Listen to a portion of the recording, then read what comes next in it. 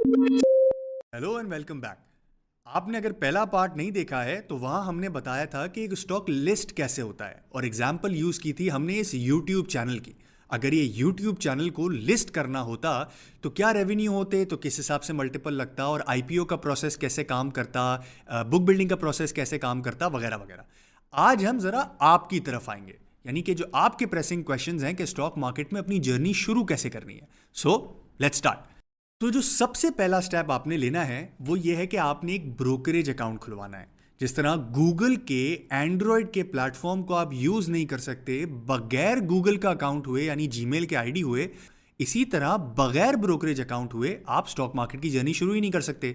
Shares लेने के लिए और शेयर्स बेचने के लिए आपके पास एक ब्रोकरेज अकाउंट होना चाहिए। सो अब सवाल ये आता है कि भाई स्टॉक मार्केट में अकाउंट खुलता कैसे है। तो वंस अगेन ब्रोकरेज के पास अकाउंट खुलता है, स्टॉक मार्केट में अकाउंट नहीं खुलता है। लेकिन let's take this question, stock market में या ब्रोकरेज हाउस में आपका अकाउंट होने के लिए आपको किसी ब्रोकर के पास जाना पड़ता है।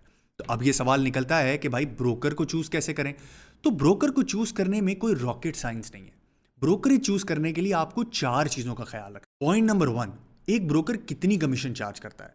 सो भाई पाकिस्तान के अंदर ना सारे के सारे ब्रोकर्स तकरीबन सेम कमीशन चार्ज करते हैं, मैक्सिमम 0.15%। ये फ्लैट फी नहीं होती है, ये वेरिएबल होती है। यानी आप 100 रुपए का शेयर लेंगे तो 15 पैसे कमीशन देंगे, 1000 रुपए का शेयर लेंगे तो 1.5 रुपए पर शेयर की कमीशन देंगे, and so on and so fourth. Changes पता है कहाँ आती हैं? चेंजेस वहां आती हैं जब लोग अपनी टीयर्स में तोड़ देते हैं। किसी ब्रोकर को आप फोन करेंगे, बहुत सारे रिटेल हाउसेज है जो कहते हैं कि अगर आप ट्रेडर को यूज करेंगे तो आपकी कमीशन ज्यादा होगी, अगर आप खुद अपनी मर्जी से ट्रेड करेंगे हमारे प्लेटफॉर्म पे यानी हमारी एप्लीकेशन पे तो उसकी बेयर मिनिमम फीस होगी। सो यहां ब्रोकरेज हाउस को चूज करने से पहले आपको यह समझना जरूरी है कि आपको ट्रेडर की हेल्प चाहिए या ट्रेडर की हेल्प नहीं चाहिए। ट्रेडर की हेल्प चाहिए, थोड़ा सा एक्स्ट्रा पैसा देना होगा आपको। ट्रेडर की हेल्प नहीं चाहिए तो आप अपने हिसाब से, अपनी इंफॉर्मेशन के हिसाब से, अपनी नॉलेज के हिसाब से स्टॉक मार्केट में मिनिमम कमीशन के साथ ट्रेड कर सकते हैं। तो क्या जरूरत है ट्रेडर लेने की? तो ट्रेडर को लेने के फायदे भी हैं और नुकसान भी हैं। अगर आप बिजी हैं, आपके पास थोड़ा कैपिटल ज़्यादा है, आपको फीस की फ़र्क नहीं पड़ता, तो trader can actually help you. वो सुबह आपको अपडेट कर देता है कि क्या अच्छी इन्फॉर्मेशन आई है, बुरी इन्फॉर्मेशन आई है, स्टॉक मार्केट कैसी लगती है, वगैरह वगैरह। लेकिन अगर आपको खुद ही काम करना है और आपको लगता है कि मेरा इतना कैपिटल नहीं है, मैं खुद ही ट्रेड करता हूँ, मेरे पास दोस्त हैं जो ऑलरेडी काम कर रहे हैं, तो आपको इसकी ज़रूरत नहीं है। बट एक चीज़ ज़रूर देख लीजिएगा कि अगर आप बड़े ट्रेडर हैं, यानी कि आप सिर्फ स्टॉक मार्केट में ट्रेडिंग करने के लिए आ रहे हैं, तो कोई रोल ओवर कमीशन लगता है कि नहीं लगता है। कुछ ब्रोकरेज हाउसेज फ्यूचर्स ट्रेड करते हैं, अगर आप जिसको लेवरेज ट्रेड करते हैं, वो मैं आगे एक्सप्लेन करता हूं, मिनिमम रोल ओवर फीस लेते हैं। कुछ ब्रोकर्स लेते हैं, कुछ ब्रोकर्स नहीं लेते हैं, बट वो बहुत बेयर मिनिमम होती है। तो अगर आप ट्रेड कर रहे हैं तो this fees add up. So make sure कि जब आप उसको साइन करने वाले हो एक अकाउंट ओपनिंग फॉर्म को, तो आप ये देख लें कि कोई रोल ओवर फी है कि नहीं है। ये हर ब्रोकर की डिफरेंट फीस होगी, so I exactly can not tell you कि कौन सा ब्रोकर कितना चार्ज कर रहा है। Point number 2, platform. अगर आप ये डिसाइड करते हैं कि मुझे ब्रोकर के थ्रू ही काम करना है या ट्रेडर के थ्रू ही काम करना है, तो भी ये ज़रूरत है कि उसका प्लेटफॉर्म कैसा है। लेकिन अगर आप खुद ही काम कर रहे हैं तो platform is at most important. Platform का क्या मतलब है? तकरीबन सबकी एप्लीकेशन, वेब एप्लीकेशन एक जैसी लगती है, बट ये देखना है कि कहीं कोई डाउन टाइम तो नहीं हो रहा है। रिव्यूज़ आप पढ़ लें उस एप्लीकेशन की, एक बार अगर डेमो अकाउंट खुलता है तो वो खोल के देख लें। आपको ये पता चल जाएगा कि काम उस स्क्रीन पे, वो स्क्रीन दिखती कैसी है, वो स्क्रीन में काम कैसे हो रहा है, वगैरह वगैरह। So platform becomes very important. But Pakistan के अंदर other than one brokerage house सबका प्लेटफॉर्म एक जैसा दिखता है। So that is not that relevant, but एक प्लेटफॉर्म अप होना ऑलवेज इज वेरी इंपॉर्टेंट। और दूसरी चीज ये देख लीजिएगा कि रात को पोर्टफोलियो अगर आपको चेक करना है तो उनके सर्वर्स रात को ऑन होते हैं कि नहीं होते हैं। कुछ ब्रोकर्स हैं जो पाकिस्तान में 6 बजे के बाद अपना सर्वर बंद करके चले जाते हैं, कुछ ब्रोकर्स हैं जो शायद 24 घंटे ऑन रखते हैं। एक बार जरूर देख लीजिएगा, या आई वुड प्रेफर कि आप एक बार डेमो अकाउंट जरूर रिक्वेस्ट कर लें, ताकि आपको पता चल जाए कि रात को आपका पोर्टफोलियो नजर आ रहा है कि नहीं नजर आ रहा है और कितना ईज ऑफ एक्सेस है। Point number 3, which is actually more relevant than the platform, which is research कैसी है। अब रिसर्च में 2 हिस्से हैं, एक है फंडामेंटल रिसर्च, एक है टेक्निकल रिसर्च, और दोनों अच्छा होना बहुत ज़रूरी है, क्योंकि अगर दोनों को आप यूज़ करना सीख लें तो एक किलर कॉम्बिनेशन हो सकता है।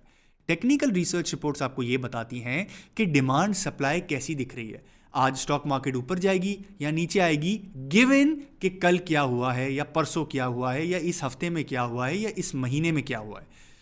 फंडामेंटल रिसर्च आपको ये बताती है कि एक कंपनी उसकी इनहेरिटेंट वैल्यू के हिसाब से कैसी दिखती है। अगर आपने पहली वीडियो देखी होगी तो हम यूट्यूब चैनल की बात कर रहे थे, राइट।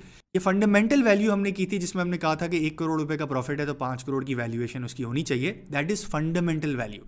यानी अगर मेपल लीफ 10 अरब रुपए कमाता है या 10 रुपए पर शेयर की अर्निंग कमाता है तो उसका पी मल्टीपल के हिसाब से फंडामेंटल वैल्यू उसकी क्या होनी चाहिए। डिस्काउंटेड ऊपर जाएगा तो क्या वैल्यू होनी चाहिए, डिस्काउंटेड नीचे आएगा तो क्या वैल्यू होनी चाहिए। बट ये दोनों चीज़ें होना बहुत ज़रूरी है। सो मेक श्योर कि जब आप अकाउंट खोल रहे हो आपके पास ये दोनों चीज़ों का एक्सेस हो, fundamental research report and technical research report. अगर आप ट्रेडिंग करते हैं तो टेक्निकल ज़्यादा काम आएगी, अगर आप इन्वेस्टमेंट करके छोड़ देना चाहते हैं तो फंडामेंटल रिपोर्ट ज़्यादा काम आएगी। And the last thing is minimum account value. कुछ ब्रोकर्स कहते हैं कि आप 1000 रुपये में भी अकाउंट खोल सकते हैं, कुछ लोग कहते हैं कि 10,000 15,000 से नीचे आप नहीं खोल सकते। Once again this is totally dependent upon you कि आपके पास पैसा कितना है, क्योंकि प्लेटफॉर्म सबके सेम है। 1000 रुपये वाला भी ब्रोकर चल जाएगा, लेकिन अगर आपको लगता है कि नहीं मुझे ज़्यादा पैसे दे के कोई अच्छी सर्विस मिलती है तो गो फॉर दैट। अब सवाल आता है कि ब्रोकरेज अकाउंट खोलने के लिए आपको क्या क्या चीज़ें रिक्वायर्ड है। तो आपको 4 या 5 चीज़ें चाहिए। तो नंबर 1 आपको चाहिए आपका NIC नंबर, नंबर 2 आपको चाहिए सोर्स ऑफ इनकम, नंबर 3 आपको चाहिए एक बैंक अकाउंट या IBAN नंबर या चेक की कॉपी, एंड नंबर 4 आपको सिग्नेचर करने के लिए एक पेन होनी चाहिए। बट जोक्स असाइड, आपका नंबर आपके नाम पर होना चाहिए। Source of income is very important, वरना ब्रोकर आपका अकाउंट नहीं खोलेगा। सोर्स ऑफ इनकम क्या होती है? 2 किस्म से सोर्स ऑफ इनकम निकलती है। अगर आप सैलरीड इंडिविजुअल हैं तो सिंपल 1 महीने की सैलरी स्लिप उठा के आप दे दें। अगर आपका बिजनेस है तो आपका वेल्थ स्टेटमेंट का जो पहला पेज है जहां पे आप FBR को ये बता रहे हैं कि भाई मेरी टोटल नेटवर्थ क्या है, वो आप ब्रोकरेज हाउस को दे दें, वो भी चल जाएगा।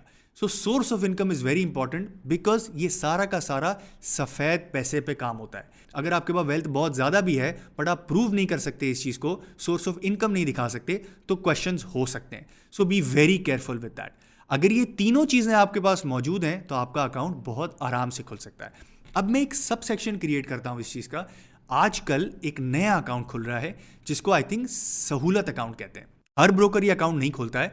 सो प्लीज जिस भी ब्रोकर को आप चूज करें आप बता दें, पूछ लें उनसे कि क्या आप सहूलत अकाउंट खोलते हैं या नहीं खोलते हैं। अगर वो सहूलत अकाउंट खोलते हैं तो फायदा ये होगा 4 या 5 लाख रुपए तक के शेयर बगैर सोर्स ऑफ इनकम के खोल सकते हैं, only on NIC। So that is a very good starting point that you should have. So अपने ब्रोकर से बात कर लें, अगर वो ऑफर करता है, आपकी सारी रिक्वायरमेंट्स मीट होती हैं तो आप ये अकाउंट खोल लें। आपको लगता है यार इस झंझट में जाने की कोई ज़रूरत ही नहीं है सहूलत वगैरह की, मैं डायरेक्ट ही अकाउंट खोलता हूं बिकॉज मैं लॉन्ग टर्म के लिए स्टॉक मार्केट में आया हूं या मुझे लॉन्ग टर्म ट्रेडिंग के लिए स्टॉक मार्केट में रहना है, तो of course open a direct account, source of income दे दें। But usually source of income ही सबसे बड़ा क्वेश्चन मार्क होता है जिसकी वजह से एक अकाउंट खुलता है या नहीं खुलता है। अब ये तो सुन लिया आपने क्या क्या चाहिए, अब अकाउंट खोलना कैसे है। सो अकाउंट खोलने के 2 तरीके हैं, number 1 online account and number 2 offline account. Offline account क्या है? जो हम लास्ट 50 सालों से करते आ रहे हैं। एक इतना बड़ा फॉर्म आएगा आपके पास जिसमें 150 के करीब आपको सिग्नेचर्स करनी होंगी। ऑफकोर्स मैं एग्जैजरेट कर रहा हूं, बट सिग्नेचर्स पे सिग्नेचर्स पे सिग्नेचर्स आपको करनी है। सारी चीजें आपको बाय हैंड फिल करनी है, नाम, आपका NIC नंबर, आपके सिग्नेचर्स, आपका बैंक अकाउंट नंबर वगैरह वगैरह वगैरह वगैरह। यह है ऑफलाइन अकाउंट ओपनिंग फॉर्म जिसके बारे में आपको वैसे ही पता होगा, और ये दिखता वैसे ही है जैसे एक बैंक अकाउंट खोलने के लिए आपको सबका सब ऑफलाइन भरना पड़ता है, वैसा ही है। बट कुछ ब्रोकर्स अब ऑफर करने लगे हैं online account opening. That is really easy. आपने 1 या 2 जगहों पे अपनी चीजें भरनी है, स्टेप बाय स्टेप गाइड होती है और आपका पूरा अकाउंट ओपन प्रोसेस ऑनलाइन हो जाता है। एंड में आपको एक OTP मिलता है जिसको आप जब ब्रोकर को देते हैं आपका अकाउंट एक्चुअली लाइव हो जाता है। सो आई वुड प्रेफर कि आप ऑनलाइन अकाउंट ओपनिंग खोलें बिकॉज आजकल के दौर के अंदर कौन इतने पेजेस भरता है। बट अगर नहीं हो रहा है, आपके पास आपका सामने एक ब्रोकर बैठा है, आपका अकाउंट का साइज बड़ा है, let them do it, why would you do it. But अगर आप छोटे अकाउंट होल्डर हैं और आप चाहते हैं कि फटाफट अकाउंट खुल जाए, online account opening is for you. But जो भी ब्रोकर आपने चूज किया है उसकी वेबसाइट पे जाके एक बार देख लें, वहां पे ऑनलाइन अकाउंट ओपनिंग ऑफर होती है या नहीं होती है। सो ये था आपके लिए रेलेवेंट क्वेश्चन, यानी कि अकाउंट कैसे खोलना है। बट इसके बाद आपने इन्वेस्टमेंट भी करनी है। तो अगली वीडियो में मैं आपको बताऊंगा कि एक्चुअली आपके पास स्टॉक मार्केट में इन्वेस्ट करने के तरीके क्या हैं, कैसे आपको इन्वेस्ट करना है स्टॉक मार्केट में पहली बार। So stick around and do subscribe to this channel. Thank you, अल्लाह हाफिज।